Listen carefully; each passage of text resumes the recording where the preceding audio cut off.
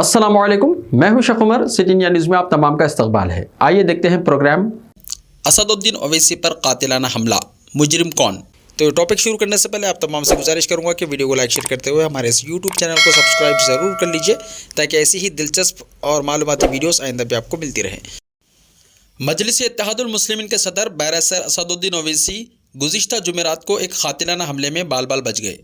वो मेरठ के कठोर असम्बली इलाके में इंतखाबी मुहिम से वापस आ रहे थे कि उन पर डासना के करीब टोल प्लाजा पर अंधाधुंध फायरिंग की गई। गोलियां उनकी गाड़ी के दरवाज़ों पर लगी और एक टायर पंक्चर हो गया। एक हमलावर को उनके साथियों ने मौके पर ही दबोच लिया, जबकि दूसरे को पुलिस ने बाद में गिरफ्तार किया। हमलावरों के नाम सचिन और शुभम बताए जाते हैं। पुलिस ने इन दोनों के खिलाफ इक़दाम क़त्ल का मुकदमा दर्ज करके जेल भेज दिया। अवैसी ने इस हमले को एक बड़ी साजिश से ताबिर करते हुए इसकी आला सतही जाँच का मुतालबा किया। उन्होंने इसकी शिकायत इलेक्शन कमीशन और लोकसभा स्पीकर से भी की। उन्होंने हुकूमत की तरफ से दी गई Z+ सिक्योरिटी लेने से इनकार कर दिया है और हमलावरों के खिलाफ UAPA के तहत कार्रवाई का मुतालबा किया है। उन्होंने पार्लियामेंट में कहा कि अवैसी की जान अखलाक और पहलो खान से ज़्यादा कीमती नहीं है।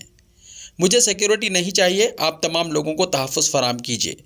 जो लोग मजहबी जुनून फैलाते हैं उनके खिलाफ इंसदाद दहशतगर्दी कानून के तहत कार्रवाई कीजिए, मैं खुद ब खुद महफूज हो जाऊँगा। यह पहला मौका नहीं है कि इंतहा पसंदों ने ओवैसी को निशाना बनाया है। इससे पहले भी दिल्ली में अशोका रोड पर वाक़ उनकी रिहाइशगाह पर कई बार हमले हो चुके हैं। हिंदू इंतहा पसंद तंजीमों के अराकिन ने वहाँ तोड़फोड़ मचाई है और सब कुछ तहस नहस करने की कोशिश की है, लेकिन अब तक पुलिस ने कसूरवारों के खिलाफ कोई ठोस कार्रवाई नहीं की है। पुलिस की इसी ढील से फ़ायदा उठाकर अब इंतहा पसंदों ने अवैसी को बराह रास्त निशाना बनाया है। हम आपको बता दें कि जिस कोठी में असदुद्दीन ओवैसी मुकीम हैं, इसी में उनके वालिद सुल्तान सलाउद्दीन ओवैसी मरहूम भी रहा करते थे। इस कोठी की तारीख़ी हैसियत यह है कि बाबरी मस्जिद बाजियाबी की पूरी तहरीक यहीं से चली। ये कुल हिंद बाबरी मस्जिद एक्शन कमेटी का मरकज़ी दफ्तर था और इसके तमाम मीटिंगें यहीं होती थी।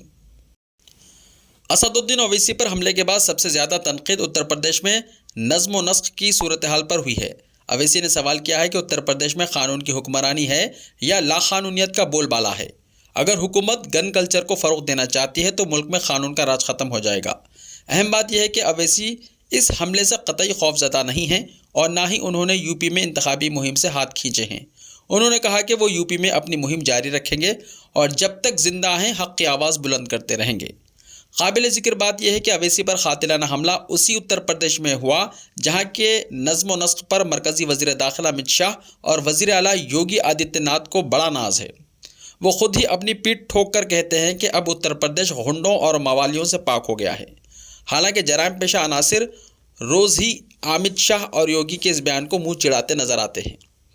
नज़्म व नस्क़ के मामले में इससे बड़ी चूक क्या हो सकती है कि यूपी और दिल्ली की सरहद पर एक मेंबर ऑफ पार्लियामेंट और पार्टी सरबराह को अंधाधुंध गोलियों का निशाना बनाया जाता है, और वो भी एक ऐसे मौके पर जब असेंबली चुनाव की वजह से अमन व कानून की मिशनरी हाई अलर्ट पर हो। ये बात सभी को मालूम है कि असदुद्दीन ओवैसी ने उत्तर प्रदेश के इंतखाबात में 80 से ज़्यादा सीटों पर अपने उम्मीदवार खड़े किए हैं और वो उनकी कामयाबी यकीनी बनाने के लिए राय दहिंदगान से रब्ता कर रहे हैं। मुस्लिम हलकों में उनकी खासी पजीराई भी हो रही है और वो पार्लियामेंट के अंदर और बाहर जिस अंदाज में मुस्लिम मसाइल को उठाते हैं, इससे मुस्लिम नौजवानों में उनकी कदर व कीमत सबसे ज़्यादा है। इसका अंदाज़ा उनके इंतखाबी प्रोग्रामों में उमड़ती हुई भीड़ को देखकर लगाया जा सकता है। शायद यही वजह है कि उन लोगों को ओवैसी से परेशानी लाहक है जो अब तक ख़ुद को उत्तर प्रदेश में मुस्लिम वोटों का वाहिद ठेकेदार समझते रहे हैं। इसीलिए इन पर तरह तरह के इल्ज़ामात भी लगाए जाते हैं। इन पर सबसे बड़ा इल्ज़ाम बीजेपी की बी टीम होने का है। हालांकि वो अपनी तकरीरों और गुफ्तगू में सबसे ज़्यादा बीजेपी को ही निशाना पर लेते हैं। असदुद्दीन ओवैसी के बारे में बताना ज़रूरी है कि वो ना तो किसी किस्म का हिफाजती दस्ता अपने साथ रखते हैं और ना ही ब्लड प्रूफ कार इस्तेमाल करते हैं। वो ज़िंदगी और मौत का मालिक अल्लाह को समझते हैं।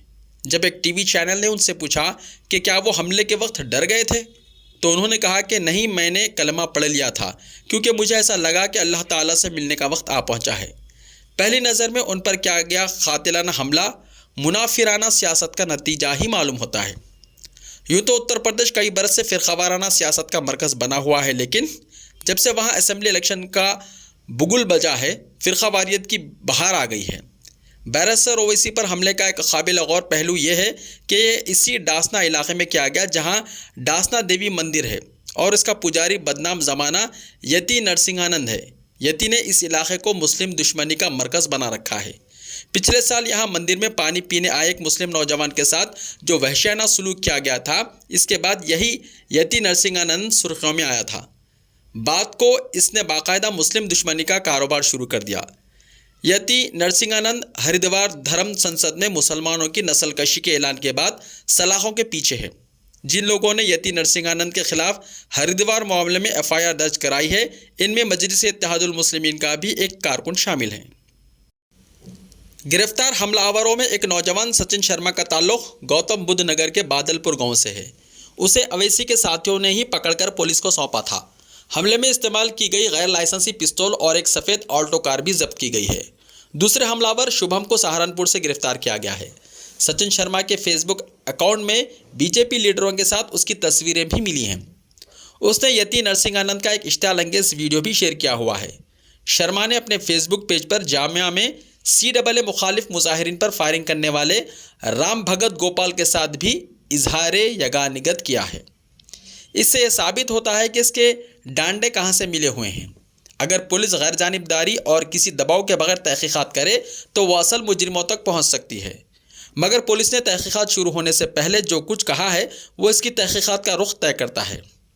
پولیس افسران نے حملہ آور سچن شرما سے ابتدائی پوچھ تاچھ کی بنیاد پر کہا کہ وہ دراصل اویسی کی تقریروں سے ناراض تھا۔ اس معاملے میں خود اسد الدین اویسی کا کہنا ہے کہ اگر وہ غیر قانونی تقریریں کرتے ہیں تو پولیس نے اب تک ان کے خلاف کارروائی کیوں نہیں کی ہے۔ انہوں نے اس الزام کو مسترد کرتے ہوئے کہا کہ وہ مظلوموں کے حق میں آواز بلند کرتے ہیں اور یہ کام آخری دم تک کرتے رہیں گے۔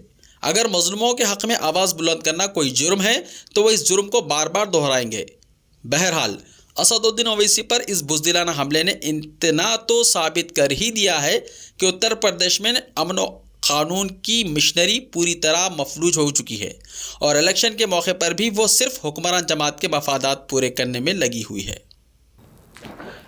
ایسے ہی تازہ ترین خبروں کے لیے ہمارے اس YouTube چینل کو سبسکرائب کرتے ہوئے اس کے بیل آئیکن کو پریس کر لیجئے۔ لائیو ویڈیوز دیکھنے کے لیے پلے اسٹور سے ہمارے ایپ سٹی انڈیا نیوز کو ڈاؤن لوڈ کریں، لنکس ڈسکرپشن میں موجود ہیں۔ تو ملتے ہیں کل، تب تک کے لیے اپنا خیال رکھیے۔ اللہ حافظ۔ YouTube چینل کو سبسکرائب ضرور کر لیجئے تاکہ ایسی ہی دلچسپ اور معلوماتی ویڈیوز آئندہ بھی آپ کو ملتی رہیں۔